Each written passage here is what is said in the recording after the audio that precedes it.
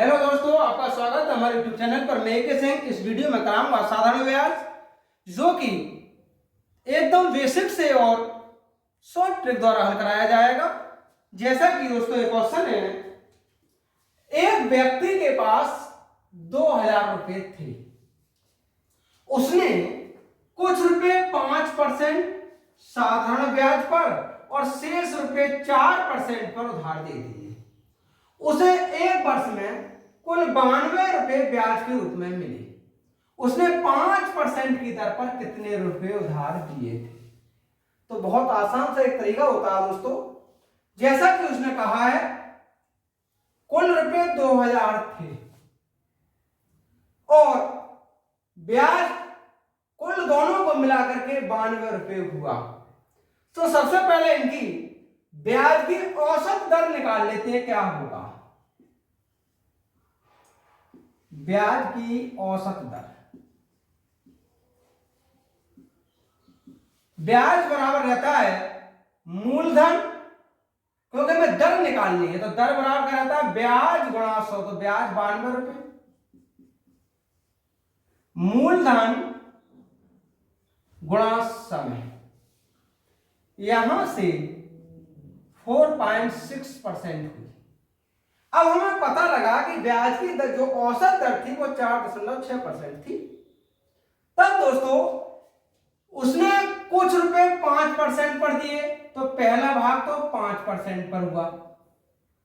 मान लीजिए ये फर्स्ट भाग था और मान लीजिए ये सेकंड भाग है, और दूसरे भाग शेष रुपए 4% पर दे दिए। लेकिन औसत ब्याज दर 4.6% बैठी। इनका अंतर कर लीजिए, यहां से दोनों भागों में अनुपात मिल जाएगा, फर्स्ट भाग और सेकंड भाग। इन दोनों का अंतर किया, 5 में से 4.6 घटा दो, ये बचा 0.4। इन दोनों का अंतर किया, ये बचा 0.6। ये 3:2 होगा। क्वेश्चन ने कहा ये बताओ 5% पर कितने रुपए दिए थे। इसका मतलब पहला भाग क्या था? तो बहुत आसान सी बात है दोस्तों, हमसे पहला भाग पूछा है कितना था, तो पहले का अनुपात 3 डिवाइड 3 और 2 मिलाकर के 5, और कुल कितना रुपया था ये 2000। 5 और 20 और 4 3 12। तो दोस्तों उसने 5% की दर पर 1200 रुपए उधार दिए थे। इसका ऑप्शन नंबर सी करेक्ट होगा।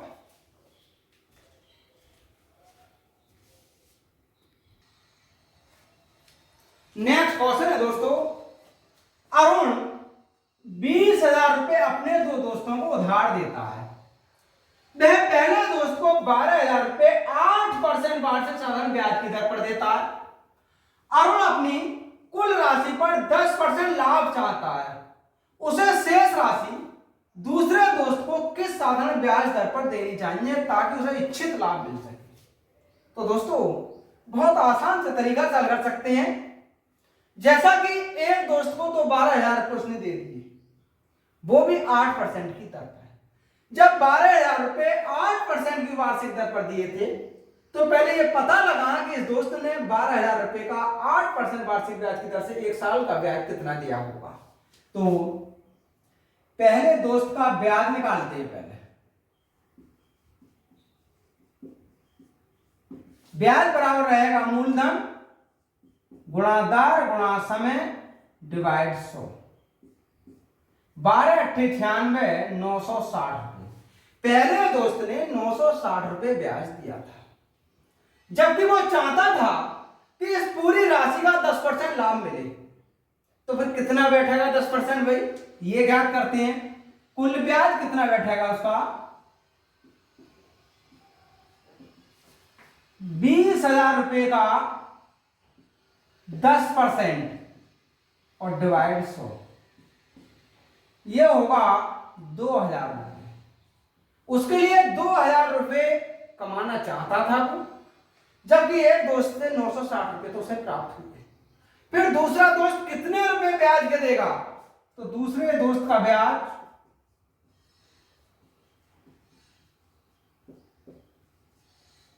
इस 2000 में से 960 कम कर दीजिए, ये बचेगा 1040 रुपये।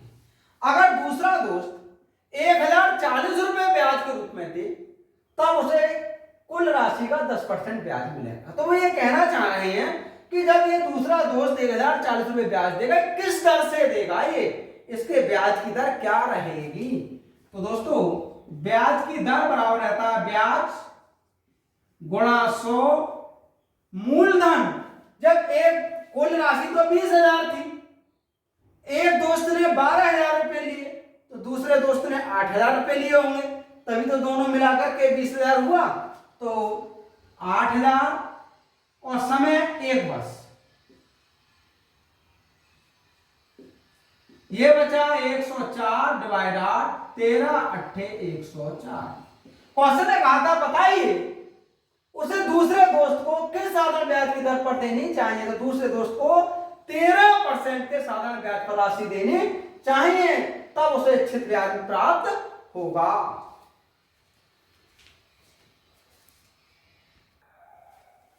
नेक्स्ट क्वेश्चन है दोस्तों, एक व्यक्ति 10,000 रुपए ऋण लेता है, उसका एक भाग है 8% साधारण ब्याज की दर पर एक बैंक से लेता है और 10% साधारण ब्याज की दर पर दूसरे बैंक से लेता है।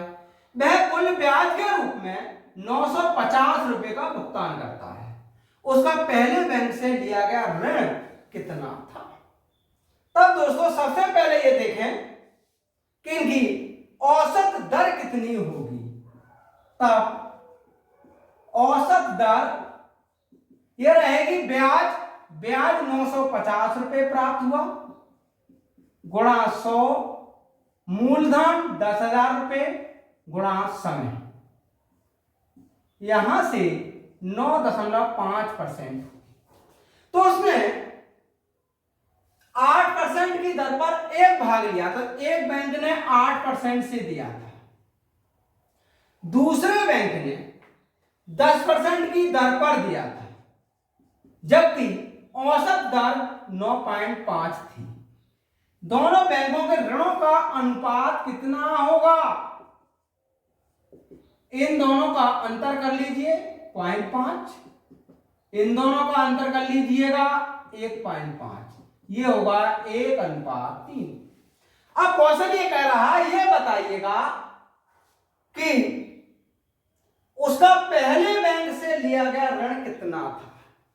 तो पहले बैंक का जो ऋण होगा इसका अनुपात 1, दोनों का योग किया 4 और कुल राशि है 10,000, ये होगा दोस्तों 2,500 रुपए।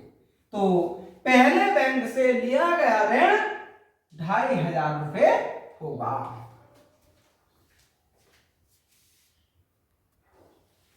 नेक्स्ट क्वेश्चन है दोस्तों, किसी धनराशि पर ब्याज की दर प्रथम 2 वर्षों के लिए 4%, 4 वर्षों के लिए 6% और 6 वर्षों के बाद, तो 6 वर्षों के बाद 3 वर्ष बचे, 8% प्रति वर्ष है। यदि 9 वर्षों की पूरी अवधि के लिए राशि द्वारा उपचित सरल ब्याज 1120 रुपए है, तो धनराशि क्या है। तो दोस्तों इसे धनराशि या इस तरह के सवालों को ज्ञात करने का एक बहुत छोटा सा ट्रिक रहता है। तो हम कैसे से शॉर्ट ट्रिक द्वारा हल कर सकते हैं। हमसे क्या पूछा है, धनराशि क्या थी, ब्याज कितना था, तो इसका फार्मूला रहता है दोस्तों ब्याज गुणा 100 divide R1T1 plus R2T2 plus R3T3। अगर हम इसे ध्यान रखें तो इस फार्मूले से ये सारे सवाल थोड़ी देर में ही हल हो जाएगा। जैसे कि आप ब्याज कितना है 1120 रुपए गुणा 100, R1 R2 R3 दरें हैं और T1 T2 T3 समय है। R1 T1 तो दोस्तों R1 4%, T1 2 वर्ष, तो 4 गुणा 2। R2 T2 R2 6% और T2 4 वर्ष। R3 8%। दोस्तों T3 कितना होगा? कुल समय 9 वर्ष है, 6 वर्ष तो यही हो गए, इसका मतलब 3 वर्ष और बचे। ये हुआ 1120 गुणा 100, 4 दूनी 8, 6 चौक 24, 8 तिया 24। जोड़ दीजिए सबको। ये हुआ यहां से 11,200, 1120 गुणा 100, 24 और 24 48, 48 और 8 56, 56 दूनी 112। ये हुआ 2000 रुपये। क्वेश्चन ने कहा था बताइए धनराशि क्या थी? तो दोस्तों वह धनराशि थी 2000 रुपये। इसका ऑप्शन नंबर बी करेक्ट होगा।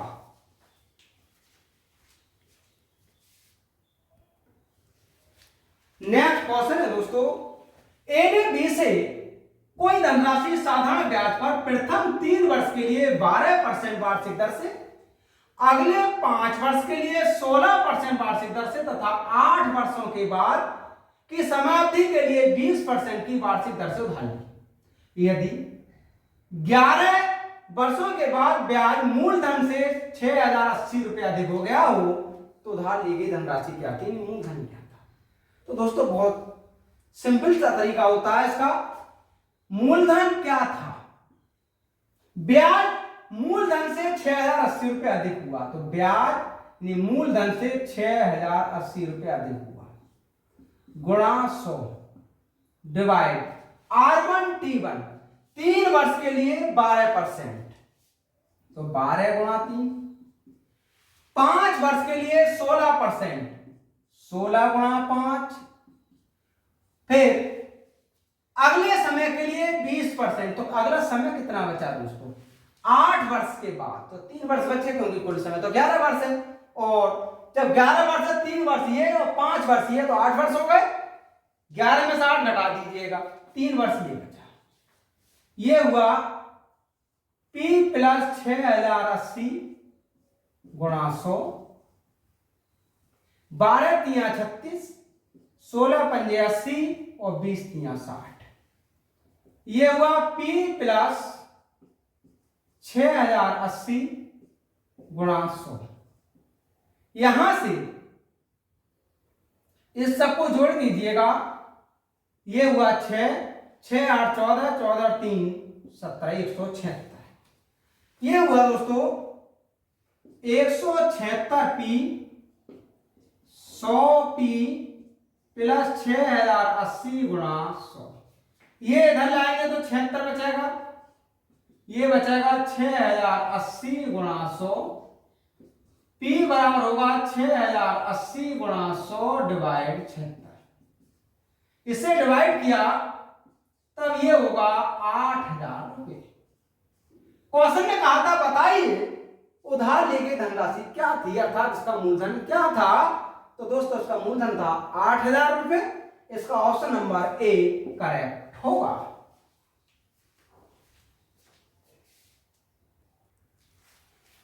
नेक्स्ट क्वेश्चन है दोस्तों, कोई धनराशि 12% वार्षिक ब्याज की दर से कितने वर्षों में दोगुनी हो जाएगी?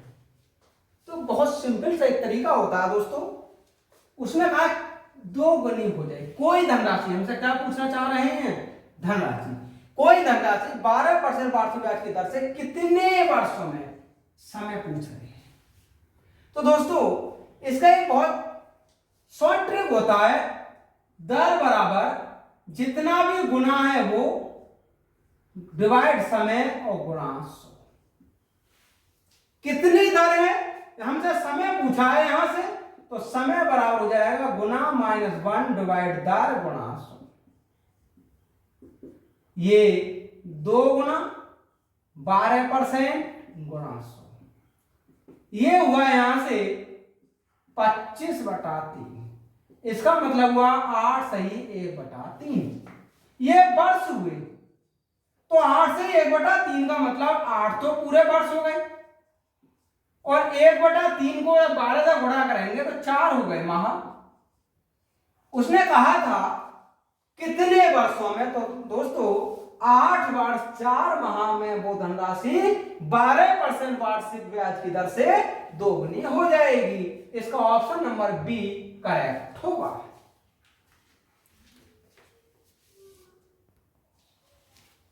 नेक्स्ट क्वेश्चन है दोस्तों, यदि कोई धनराशि 25 वर्षों में दुगनी हो जाए तो उसके लिए साधारण ब्याज की दर कितनी होगी? तो वही सिंपल सा तरीका है, साधारण ब्याज की दर पूछी है, ये रहेगा तिगुनी, तो 3 - 1 गुणा 100, समय 25 वर्ष, तो 25 चौका 100, यहां से बचा 2 × 4 अर्थात 8%। क्वेश्चन ने कहा था साधारण ब्याज की दर कितनी होगी, तो दोस्तों साधारण ब्याज की दर होगी 8%। इसका ऑप्शन नंबर ए करेक्ट होगा।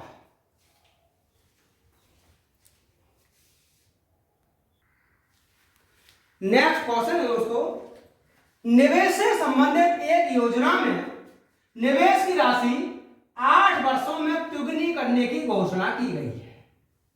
यदि उसी योजना के अंतर्गत आप अपनी राशि को 4 गुना करना चाहें तो आपको अपना निवेश कितने वर्षों के लिए करना होगा? तो दोस्तों एक शॉर्ट ट्रिक होती है इसके सवाल हल करने की, कैसे कर सकते हैं हम इसे, जैसा कि 8 वर्षों में दुगनी करने की घोषणा की गई तो एक फार्मूला रहता है T1/T2 बराबर N1 - 1 और N2 - 1। इसमें अप्लाई कर दीजिए। इस तरह के कोई भी सवाल को हम सेकंडों में आंसर ला सकते हैं, जैसा कि T1 8 वर्ष, T2 ज्ञात करना है, N1 3 गुना, दूसरी बार में 4 गुना, ये हुआ 8/T2, 2/3, 2 चौका 8, 4 तिया 12। क्वेश्चन ने कहा था आपको अपना निवेश कितने वर्षों के लिए करना होगा, तो दोस्तों ये निवेश 12 वर्षों के लिए करना होगा। इसका ऑप्शन नंबर डी सही होगा।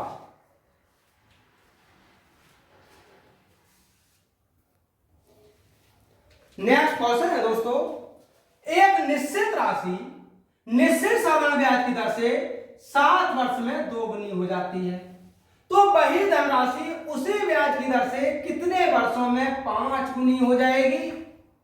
तो वही आसान सा शॉर्ट ट्रिक है इसका कि 7 वर्ष में दोगुनी होती, तो T1 का मान 7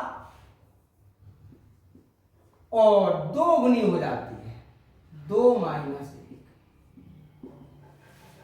वही राशि उसी ब्याज की दर से कितने वर्षों में 5 गुनी हो जाएगी? 7 मान लीजिए T वर्ष में 7 गुनी हो जाएगी, 1/4, 7 चौक 28। क्वेश्चन ने कहा था कितने वर्ष में 5 गुनी होगी, तो दोस्तों वह धनराशि 28 वर्ष में 5 गुनी होगी। इसका ऑप्शन नंबर बी करेक्ट होगा।